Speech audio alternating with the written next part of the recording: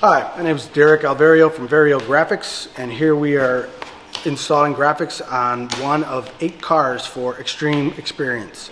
They got a new graphic design, and we're going to talk about the steps it's going to take to actually wrap this car.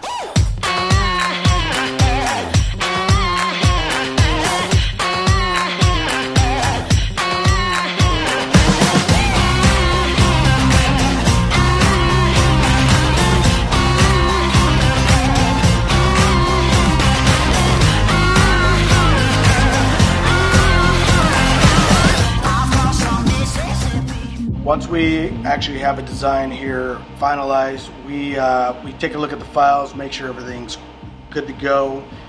We actually get the car in, start taking a look at the body panels and figure out what is necessary to actually remove as far as hardware, door handles, any emblems, any kind of body panels that will make it a little harder to install. From there, we go and we do a prep and clean, washing it and actually clay barring it so that we can actually have a nice smooth graphic go down.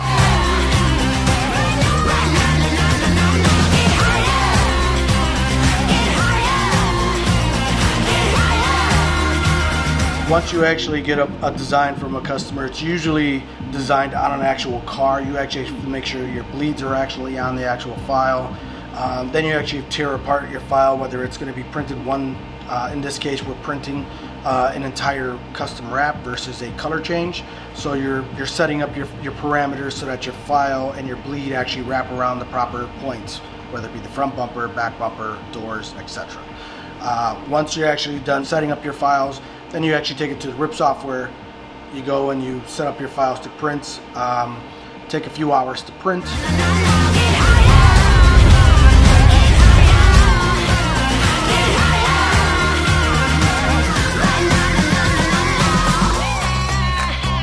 Once you're done printing, then we actually take the graphic material and actually apply a laminate, whether it's luster, gloss, or matte.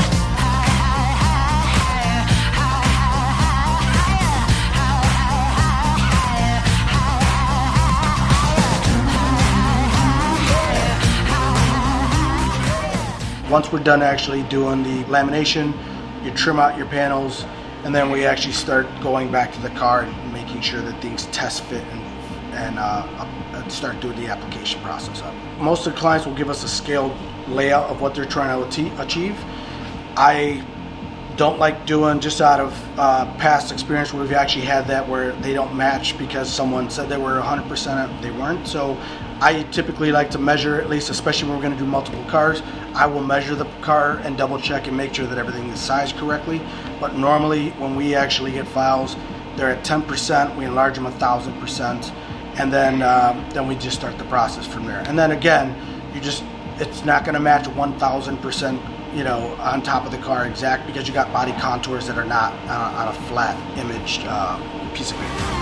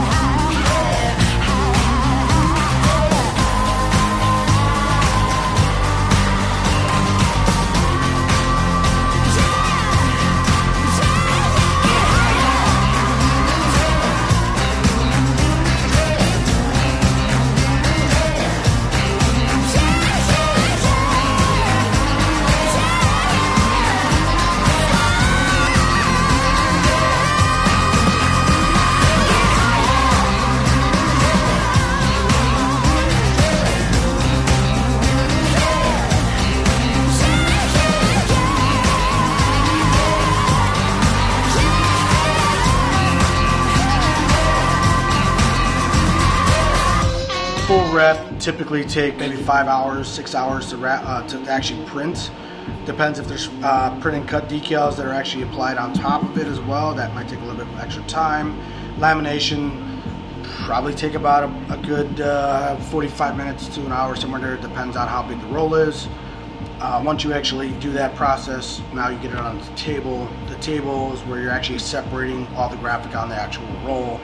That doesn't take much to do at all. So in this case, where we know that the graphics are going to be satin for the background, that's all printed and laminated. Then the graphics that are going to be applied on top, if they're a solid color, we try and look for a stock material that's solid with the matte finish that they're requesting, and then plotter cut those where we actually input. We make sure again the sizing is all correct. It's all depending on the scale. So if your scale for your material for your background is 1000%, then you're going to do 1000% on your actual printed graphics as well.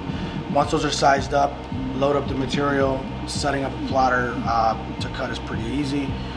You just got to know what your limitations are when it comes to plotting certain size letters versus thickness or strokes of letters, so that things don't, while they might look good on paper, they might not come out as great if they're too thin. So they gotta have enough adhesive to bond on the car, so as you wash it, you don't have it ripping out. There's some small sponsorship decals that actually have some really intricate, like small 1/8" pieces of vinyl that are too small to cut. The Goodyears are done with the matte white at stock. The numbers are matte white. Everything else is printed cut. The next step is to actually start applying. So based on whatever design it is, we start, we might start the hood first. Like in your case, we had racing stripes. Easy to do. You got a hood, roof, and trunk that all match.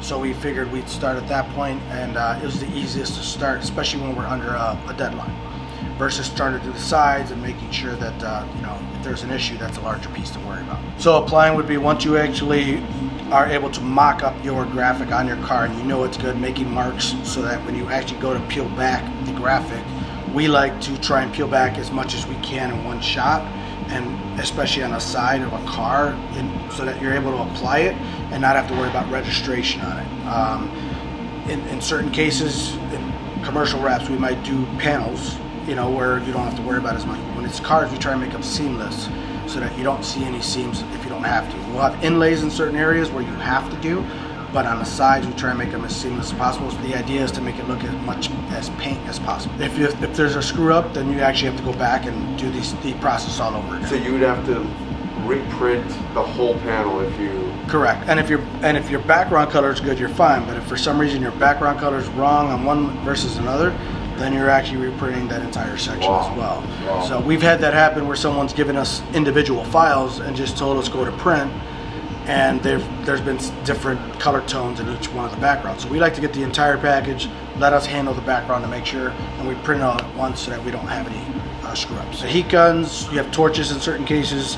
When you're doing satins and mattes, you try and stay away from the torch so that you don't burn or mar your film, or not so much burn and marring, but if you heat up enough of matte or satin, you'll actually gloss it. So you don't want that.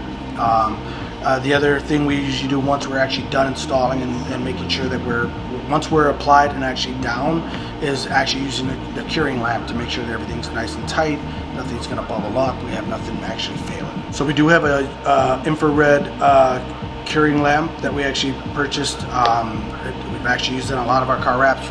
You have to post heat any film that you get. Usually people post heat with a heat gun and a temperature gauge, or you could use the infrared as long as you're not leaving it on there too long and burning it. You have to be mindful of what you're doing. A lot of it is just experience on which way you want to go and what's quicker.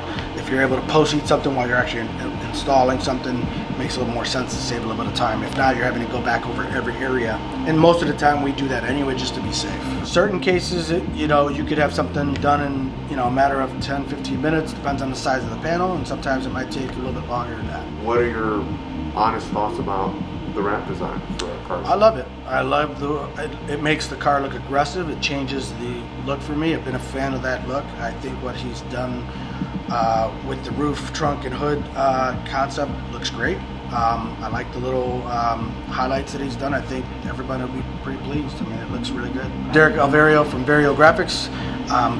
Pleased working with Xtreme Xperience on their wrap package for their 8 cars that they have. Glad we had the opportunity to partner up with them and provide graphics for them.